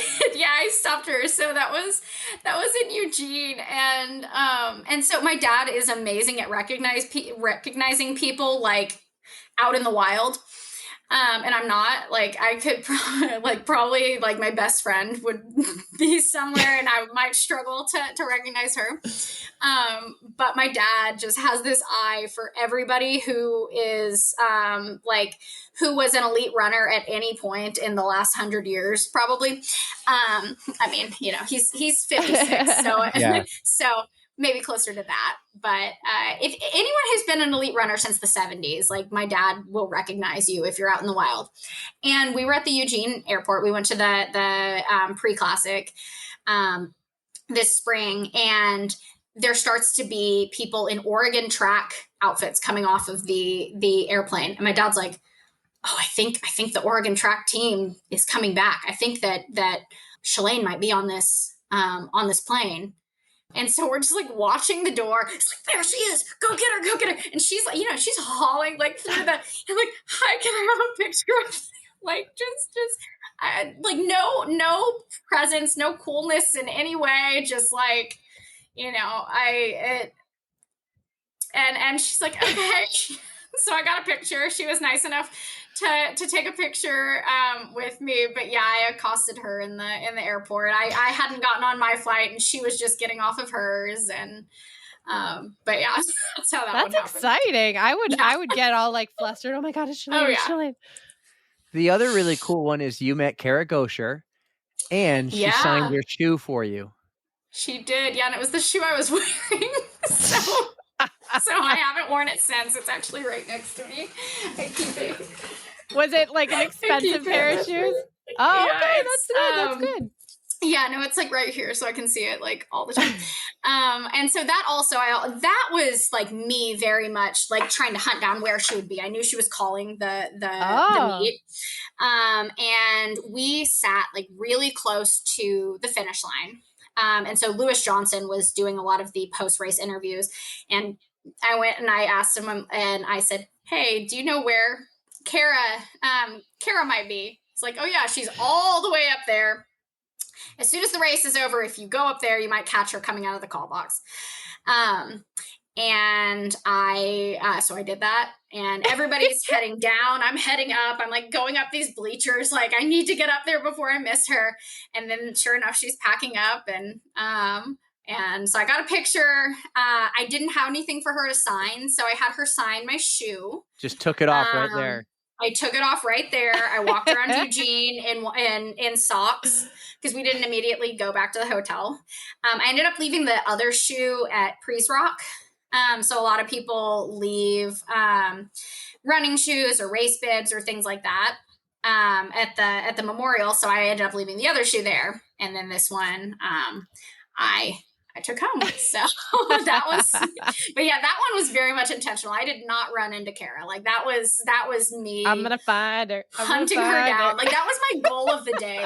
Seeing, and I mean, I saw Stefan Hassan run. I saw Josh Kerr and Jakob Ingebrigtsen. I mean, it was the most amazing runners, but the highlight by far was meeting Kara Goucher. That was by far the top the top thing. That is such a cool experience. And now that I watch the Olympics this year, I want to go to one of those the championships or the pre-classic. I want to go check it out. How cool. Yeah. Yeah, I have every intention of being there for Los Angeles Olympics. Oh my God, me too. We should all meet up. I'm so excited. Yes. We'll make this happen. Yes. We've got 4 years. Send me a calendar invite. I will be there. Yeah. Could you find us a sweet Airbnb? I'll see what I can do. I have family that don't live too far away from LA. So. Oh, perfect. We'll stay with them. There it is, Erika. We got it. All right. We're going to figure it out. Google invite. It's a 2-hour drive, though. We can make that. Well, it's worth it probably with the prices. 12-passenger van. Let's go. Yep. So speaking of logistics and Airbnbs, are you ready for New York? Did you figure that one out? I don't know exactly. I signed up for for which ferry I'm taking. I have a hotel room. I have not looked at maps or figured out how to get from that hotel room. But you got your flight. Your flight goes into New York, flight, right? Yes. Yeah, we do have flights. We have flights. We have hotel. I'm signed up for a ferry. It's just everything between that I don't know where. And people keep asking. They're like, "Oh yeah, where are you staying?" Hotel Manhattan. Like it's in the correct borough. I do know that. It's the one in Home Alone too. That one. Exactly. Yeah. I'm staying at the plaza. Yeah. Yeah. So I do have that, but yeah, that's, and I'm not even letting myself think about like, how are you getting to this ferry? How are you doing that until I've gotten home from Europe and figured out like, how am I getting to the start of that race and honeymoon. What's a kilometer? Yeah. Yeah. You got your running moon, as I'm going to call it, in Europe before, and then New York City. That's exciting. Yeah. Well, all I can tell you is Berlin has a very good underground system, just like New York does. So it's very easy to get around. Okay. I mean, you're going to have such a blast out there. I'm very excited. You guys should do Oktoberfest if you. We are. Yeah, so we are. Okay. Yeah, we're excited for you. We're kind of making our way from Portugal over to Berlin. Perfect. So we are going through Munich. So that's been on my husband's bucket list for forever. So we're doing that. Make sure he wears his lederhosen, and you got to wear a dirndl. He absolutely will. He 100% will. Like that's, everybody does it. It's like it's weird if you don't. Really? Okay. Kind of. You would be one of the odd people out if you didn't dress up. So plus it's fun. It's so cute. Like the little dresses. No, we're huge costume people. Then you guys will fit right in. It'll be perfect. Well, Hillary, I am building a list called the Code Brown Commandments. Now, a Code Brown, you do know what that is. That's our friend Stooley right there on the poster. That's a Code Brown. But we have expanded the definition of a Code Brown to any crap moment, right? And how to avoid an oh crap moment. My favorite Code Brown commandment is thou shall use baby diaper rash cream to cure chafing. I think you probably know that one because you have little ones, but there's a lot out there, and I am looking for a Code Brown commandment to add to the list. Do you have anything in mind to help someone avoid an oh crap moment? Yeah. Thou shalt not wear gray leggings. So the exact worst color of leggings, when you start sweating, it is the most visible crotch sweat stain ever, especially that, like, the light gray, like heather gray. I know exactly what you mean. It's those terrible. Are wear in the house pants. Exactly. Yeah. And I do have leggings like that. And luckily they've never made it to a race. But yeah, that's probably the one that I would use. That one is perfect. I feel like a lot of women and men can relate, just because, oh God, it is unfortunate when you get so sweaty. It looks like you peed your pants. Yeah, exactly. And I mean, gray t-shirts are bad for sweating. But it's even worse, like leggings. Yeah, it's worse leggings because they're tight, and like obviously the first place you start sweating, it's gonna look like you have peed your pants. I love it. No, that is a perfect one. Like she definitely is understanding all the assignments we've been giving her today. Yeah. But I have one more for you. We have our excellent Spotify playlist, and we like to invite our guests to add a song. So do you listen to music when you run? Do you like to listen to music? I do not, but I do have a favorite running song. So I only put on music if I really, really need it. Like if it's typically like a really hard speed workout is when I'll put music on. I don't even own headphones. So so that's, so it's only occasionally, but I would put Centerfold by Jay Gall's band. Is my go-to, like upbeat. I always want to speed up when I put that song on. So I would add that's a great one. That's a throwback too. Yeah. Love it. I want to spring off that though, because we're going to soon produce another podcast that has the topic's going to be exactly that, music. And if you don't listen to music, How do you distract your mind when you're running? Oh, with my own thoughts, mostly. I mean, that's actually where a lot of the stupid things that I end up posting on social media, that's where a lot of them come from. It's just things that I think of on a run by myself. It's also pretty much the only time that I'm ever alone. You know, I have little kids, like, and I love my kids. They're great, but I'm with them pretty much. If I'm not working, I'm with my kids, and or I'm asleep. And even then I'm with my husband. So it's pretty much, and it's pretty much the only time that I'm alone. So just like, I don't know. I've always been that way. I've never been a music runner. I've always just been like, this is where I can process thoughts, get a second to myself. And then that's also where I'll think of, things that I think might be funny, or like ideas that I had going, like, if I have an idea at some point, like that's when I kind of let it, like turn into something like where I can actually think through things. Something that starts as just a little idea can kind of, build to something. All of that comes from just running by myself in silence, or just the sounds of people honking at me.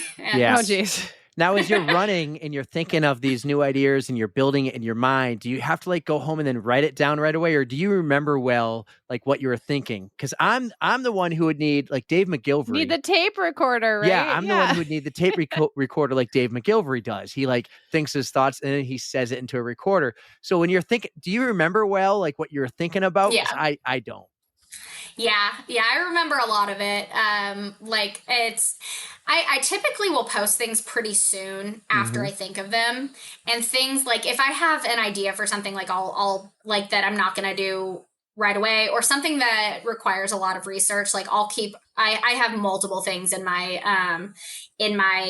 phone, like in my notes app. I have a lot of those, but I never stop a run to write stuff down. Like, I'll keep going. Usually I'll remember most of it. I'll actually remember stuff better that I think of on a run than like at other times, because I'm usually less distracted. Yeah, I always like randomly think of like the most random thoughts while running. I'm like, oh yeah, there was this time in college that Erika and I went to that Halloween party and that was so much fun. And then I will never think about it again until like another run around Halloween. I'll be like, oh yeah, that time. It's the running that sparks it for me. But yeah, we that's talked about stuff on our run today, and I barely remember what we talked about. Like, I'm the worst at that. What did we talk about? I forget. See, exactly. I'm telling you, it's one of those. Like, I think I told you a story about a credit card for like half the run. But oh man, Hillary, this was so much fun. You hit it out of the park. You understood the assignment. You really did. You're so cool and active on Instagram. Like that's how we all followed each other, but really reconnected when you saw that post. You're like, huh, are you sending it to Texas? I'm guessing Texas. Yeah. Send me a shirt. Yeah. And then I'm like, yep, what's your address? I'm going to send it to you with a bunch of stickers and everything. And actually, stickers on the back, I would show y'all, but it's on the back of my laptop. I'll send you a picture once I can shut my laptop. I'll send you, because that's on there as well. And I love that the shirt gets a lot of love in your house. You're telling us your husband wears it quite a bit. So I'm like, he wears it all. He wears it all the time. There's all sorts of like crap on the bottom of it. Like, I don't know if you can see any of this. Like, you have kids. I know. Well loved. The bathroom floor earlier, because Erika and I just splurged and we bought ourselves hoodies, and we got the nice on the runs on it. We even got Stoolie on the back, right on the neck where the hood covers. So we call it a sneaky Stoolie. Sneaky Stoolie. Oh, I like that. I told my wife, you are not allowed to wear this, because she wears all my clothing, and she goes, what's yours is mine. I get to wear it. I go, you do not get to wear this hoodie. No. See, that works out better.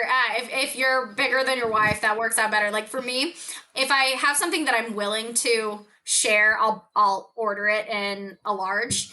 And then if it's something that is going to be mine forever, then it's ordered in medium, and he can't put it on in the first place. So. I don't have that. That's using my clothes are all really nice and comfortable for her. So. Yeah. But this was fun. Man. Thanks so much for coming on the pod. You're now a member of the pod fam. Welcome. We're happy to have you, Hillary. Thank you so much. anything you want to share? How can people find you if you start coaching again after all your races this fall? Where can they find you on Instagram? Tell them all they need to know, and I'll share it in the show notes. Sure. Yeah. So everything pretty much is through Instagram. So it's just running up that Hillary, and I have underscores between the words, so it's not all one word.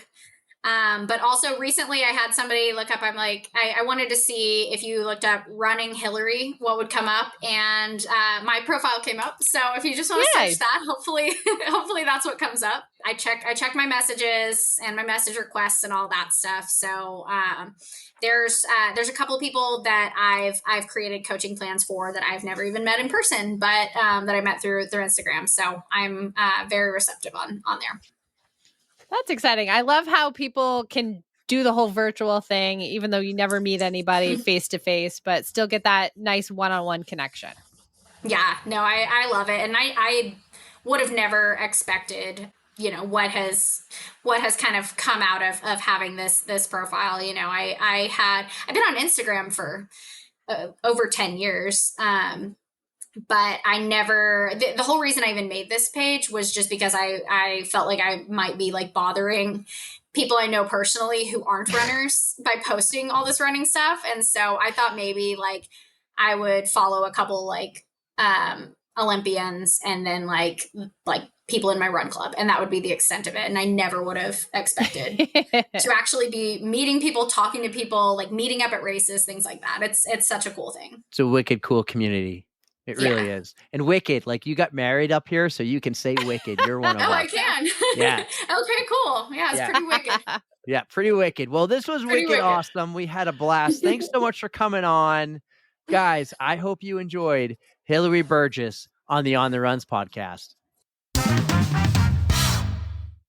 Hillary, thank you so much for being a guest on the podcast. Welcome to the pod fam.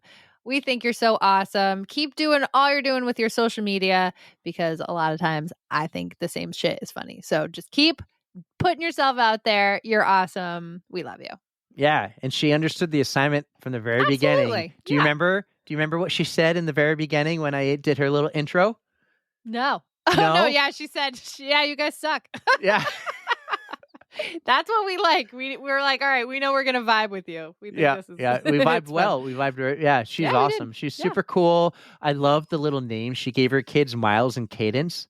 Mm-hmm. Like, that's super cool. Like, I know some people will post a lot about, I post a lot about my kids, but if you don't want to, like, privacy, right? Yeah, right. It's a privacy thing. But it's hard sometimes to do that. And sometimes it's just like, I'm going to have them on my page occasionally and change their names up. It's perfect for her running page, Miles and Cadence. I love it. It flows. It's great. Yeah. So we just had a great conversation with someone else who's going to drop in a couple weeks. I was super excited.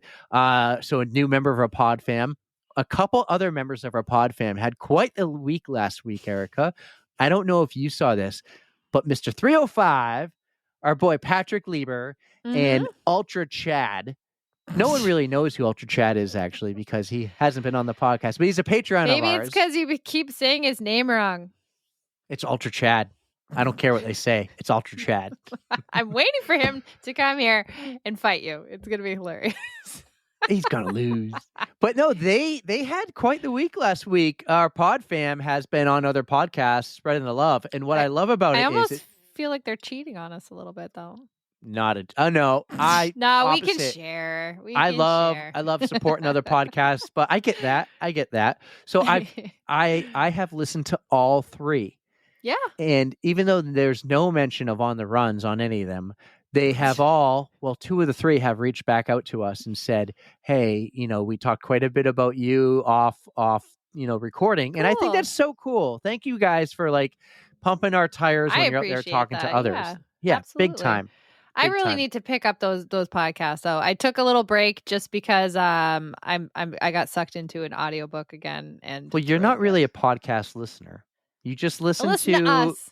Well, you do, I know. But you also I do. It's us and it's the Real Doctors or Fake Doctors. Fake Doctors, Real Friends. I haven't even listened to that one in a long time, but I just get on these audiobook kicks, and a good story just reels you in. So that's where I've been at for a while now.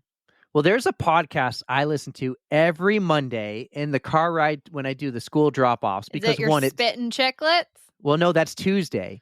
But I listen to this one with the kids in the car because it's safe. But it's Aaron Azar's podcast, non-members only. Well, there you go. Perfect. And today, my jaw dropped while listening to it.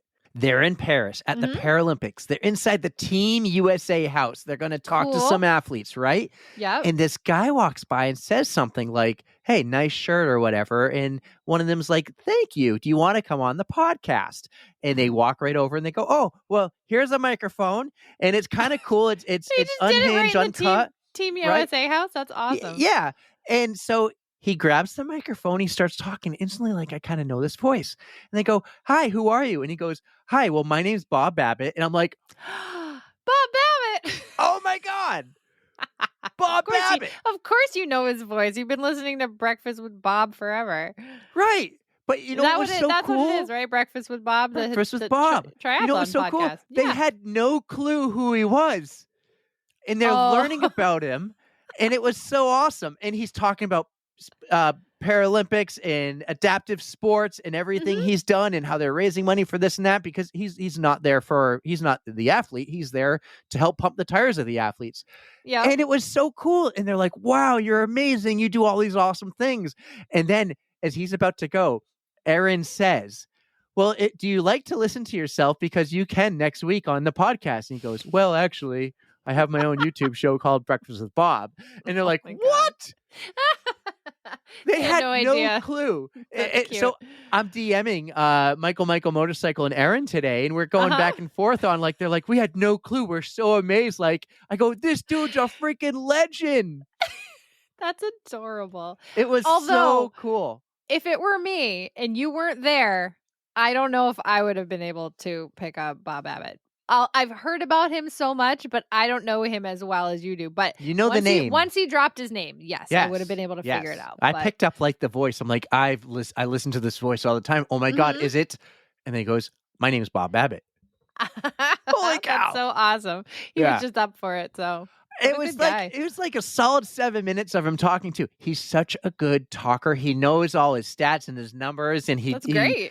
Yeah, I think they were blown away. They're like, wow, like this. They picked the right guy off the street, or not off the street, but like in the Team USA house. Cool. I mean, he's a natural behind the microphone. It just seemed like he was like, yeah, I'll come on right now and talk. Hey, so my name is Bob Babbitt, and we're here to do this, and this is what we're doing, and talking about all these amazing athletes and people and the adaptive thing. He does some great things. So it's funny. Just the other week too, I will throw on Google, like, task reminders. And last Thursday, I got a reminder to email Bob Babbitt and Tim Don. No way. He's on my poster. Yes. So I got the notification, and it's just funny how it all worked out. And it's like 3 days later, he's on non-members only. It's so cool. Go. Wow. It is so cool. That is really cool. Michael Motorcycle and Aaron Azar. That was awesome. I'm super pumped for you. Your journey through Paris right now. Like, I'm pumped that you went to the Paralympics, and we were talking about LA. Like, you want to go to LA. Doing all the adaptive hikes I've done and stuff, I think I would enjoy both equally, but I would have no problem if I went to the Paralympics over the Olympics. Not a problem. The hype is still there. It is so, like, electric. Were you watching like the track stuff? Like, it's still a sold out stadium. I'm telling you, I have, like, I think a collective crush both on Hunter Woodhall and his wife, Tara. Yeah. Like, just the two of them together are the cutest thing. And I don't know. Congrats to both gold medals. Isn't it awesome? Yeah. Oh my God. We've been following, when I say we, like the On the Runs account, we've been following the two of them for a long time. Oh, longer than me, but they're super awesome. Yeah. But I have not watched as much of the Paralympics as I did the Olympics. Just, I think I got all, like, hyped out. I needed a break. I needed a rest. It's so stressful watching Team USA compete. Well, I'm a big fan of the Paralympics, but if we can go to one or the other, I don't care. We'll go to both. Who's going to send us there for free? We got to find someone to send us. Well, you mentioned in the intro, it's been a while since we talked because we pre-recorded last week's Tros before Labor Day. That's right. Yeah. We were like, we have plans for Labor Day, and we hope we did them. Did you do your Labor Day plans like you thought you would? What did I say I was going to do? Lake Day and stuff. Yes, we went to the lake. That was a lot of fun. I did some wake surfing again, and I got up, which is good. But I came home with like an arm injury. I felt like I like pulled my shoulder, and I was not happy for a while. But I did a pro compression run that Saturday before we left, and I got to meet up with Rachel and AJ and Katie Pisani. We had a blast just going for a run and taking pictures in our socks. And we got in another ad. Yeah. It was, what did they say? It was like boom, friendship. Because we were all wearing, it's a special type of sock called booms, but they're a lot of fun. I should share that with you. That's pretty cool. You also took some content for me, and I'm super appreciative of that. That will be dropping in a week or so. Well, no, it will. It's. I'm planning some drops because next week's episode was an in-person episode, so we have no video content. It was so cool. Right. But we have no video content, so we're gonna maybe do a few extra reels. Could you do some funny shit for me, Erika, that I can post next week? Sure. Just do some. Remember when I made you like stand on one foot and put your sock and shoe on and then do it on the other foot? Give me more of that. Give me some more of that. So the problem with that is I haven't seen that stuff on Instagram because I always would see that and I'd be like, that shit's easy. I can do it. And then you tried it. And send me stuff. Keep sending me stuff, and then I'll be like, all right, challenge accepted. I'll take that homework assignment. Yeah, I will. Do is scroll Instagram and be like, send me memes and shit. I'm going to follow through. How many challenges? Already send me memes. How many challenges can I give you? You can give me as many as you want. I don't know if I'll do them, but I can commit to maybe like 2. 2 more because you already did 1, so that'll be 3. Which one did I do? The one you did, and Rachel did it with you too, and so did Katie. Oh, that was a challenge. Okay, sure. Yes, so it's not really a challenge; it's a content piece. But we did it. We did stuff. Yes. All right, cool. Well, my Labor Day weekend. Thanks for asking. I accomplished everything too. We went to the fair, but we did that a day later. How was your Labor Day? Oh, thank you for asking. We did go to the fair. That was a lot of fun. What a long day! Oh, I bet. When we got back, like they all fell asleep in the car, and they were so dirty. And I wanted to really give them, so I couldn't give them a bath. It's like 8:30, 9 o'clock when we got home. So I'm like wiping the boys' heads with wet wipes, trying to get like, I don't want Ashley to come home and be like, oh my God, they're filthy. That's great. How did they get so filthy? Were they just like rolling around on the ground? Yeah, and they're petting the animals, and it's dirt. It's all dirt there, and it was all dusty. But then on Monday, Labor Day, we did something, and we went somewhere that I've never gone before. We went to the Franklin Zoo. Okay. How was it? Now, the zoo was a little underwhelming. I've been to some pretty awesome zoos in Florida, not just the Disney one. Like that one's Animal Kingdom. Honestly, I've been to some cool ones and some not so cool ones also. So, I mean, they had giraffes. It's small though, right? It's a small zoo. They had a big giant gorilla. There were some cool exhibits. Then we had a couple hours to kill in the middle because we also had tickets for this nighttime walk with these lights and these amazing just not demonstrations, but just structures all lit up in these beautiful colors. And there was like this audio, all these speakers that like, it made you feel like you're in the wilderness, the ambiance of the whole thing. That's really cool. We're talking like gigantic dragonflies and animals and dragons. And I have honestly wanted to go to that. Like they have that every year, and I'm like, oh, let's go. And it never happens. Wow. I felt like I was in Avatar. Oh, that's wicked cool. It was so cool. We usually spent 2 hours walking through it. That's so cool. It was so cool. And I didn't know it was here. Like you say, you see it every year. I don't remember seeing this before. I usually see like Facebook posts about it. But it's always too late when I see that stuff. Gotcha. Right? Well, even with anyone, I feel like you always see it too late. At least you got to do it this time, though. It was so cool. We left there. That was a full day. We left, I think, around 10 a.m. And we got back at home at like 10:30, 11. And we had school the next day. Oh but no. That was pretty cool. That was worth it. What a cool experience that was. Awesome. Yeah. And then you had back to school. How did all that go? Back to school and kids chaos and just like collecting fundraising things. Like my truck right now has 50 mums in it because I just spent the last hour picking up mums that people bought to support cheerleading and dance. Well, it's a good cause. And the kids are destroying the house. Let me tell you something, guys. If you don't have kids, kids are amazing. But if you don't have kids and you like nice things, don't have kids. You know what Tyler did the other day? It's always Tyler, by the way. It's always you, Tyler, if you're listening. And I love you. You're listening. He took printer ink that was like in a box full of printer ink that you would put back in the printer when you run out. It's shaped like a can, like a smaller Celsius can. Oh, interesting. I go downstairs and switch out the laundry. And as I'm bringing laundry up, and I'm going now through the living room to the other stairs, I look, and my wall, the door, and the floor has black dots and streaks all over it. It looked like, you see the TikTok and the Instagram reel of people who say, oh, hey, this is how you get ketchup back to the right end. You put string on it and you swing it around. Black ink everywhere. No. Now, luckily, it was ink. I mean, for a moment, I just Luckily, stood there. it's ink? Isn't it permanent? I don't know. I mean, I salvaged it. You can't tell besides on a few spots. But I spent usually an hour cleaning this up, frantically cleaning it up, by the way, because I had to leave soon to get Adeline. I was frantic to do this quickly.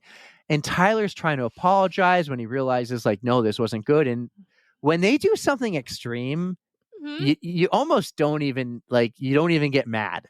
But when it's something little, like they do something small or whatever. Don't pinch your brother. Right. Right. That pisses you off.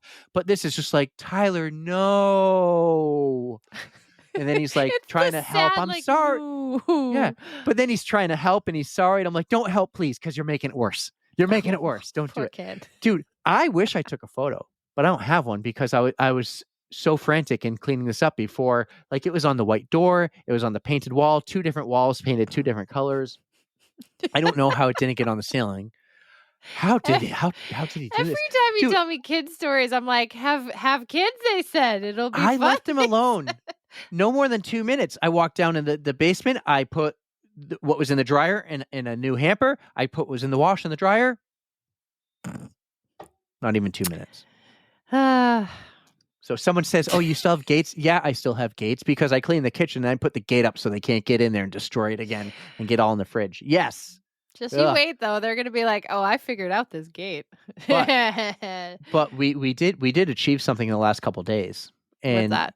We talked about this recently when we had a quick pause with our in-person hearing because there was a binky emergency. Yes. The boys have gone to bed the last 4 nights without a binky because we only have one right now. And when there's one, it's a problem with 2. Yeah, because the other one's going to want one too. Yeah, no, I get it. Dude, I think they already forgot. Good. And we tried this. We tried this like a year ago. So it didn't stick then, but hopefully it didn't stick now. But I think we're good. So I can hear them. They must have just walked in downstairs. Yeah, chair practice is over. So super fun. I think that's a key to end the podcast. What do you think? This is a perfect note. Have kids if you want them. Don't have kids if you don't want them. If you want them, just be ready for some destruction, especially from like 3 to 4. 3 to 4. They say it's a terrible 2s. I don't think 2s are that bad. 3 to 4 is like the destructive years. That's when they destroy everything. And they don't understand. But then they figure it out. Things. Yeah, you do. But guys, if you love us, you can follow us on Instagram. Check out our TikTok that Tara's kicking ass on. Become a Patreon and join our Patreon page like Ultra Chad and Ron, some new ones, and Charlotte and Pam and so mad at you, dude. Lori and everybody. We love our Tom Patreon. McManus. What's up, my man? Tom. Thank you. Oh my God. Follow us on YouTube. Like, I'm getting pretty good with that because of the editing's been because Riverside kicks ass and it's just been getting better and better. So that's going to grow. I got to decide. Like, should I just create a Monday Night Media YouTube and start all over because ours is so new? Or maybe I just change ours over because everything will be on YouTube. Everything from Monday Night Media. Can you do that? Where you just add stuff? Yeah, sure. I can do what I want. But yeah, follow us, guys. Check out Monday Night Media 2. We got the Ali G show. We got more with Maurice, and we got Run Your Mind from Nicole. Also, the recap will be happening soon. Those are coming soon. Ali is ready to record. We have all built guest list. This is exciting. I'm really super pumped for it. I know you guys all heard about it last week on the Monday Night Media Tour, but guys, it's happening. Everyone's excited. Ali's about to start recording. Nicole already has. And Maurice, he knows what he's going to do. So this is going to be a lot of fun. We are so excited for this. Yes. Yes. Yeah. But all right, Erika, this was fun. So fun. 124 episodes. Look at us go. Damn. Take us home. Thank you guys so much for listening. You know we love you. Don't fear the cold ground. And don't forget to stretch. 3, 2, 1.